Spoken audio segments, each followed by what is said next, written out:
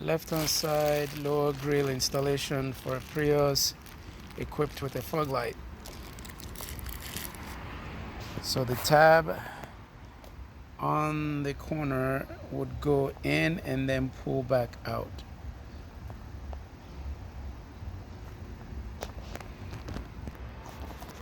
Coming at an angle on the fog lamp side and then press in and pull the middle one out. So here's the trick. Each one of this will need to go over the inner single section inside.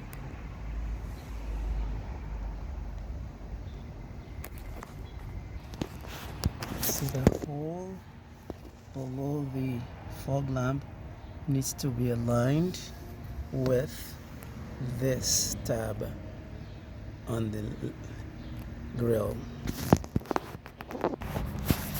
Push on the end here and you will hear a snap, and that is in, and then you will work your way into making sure that each one of those rings goes over the inner part of the center grill.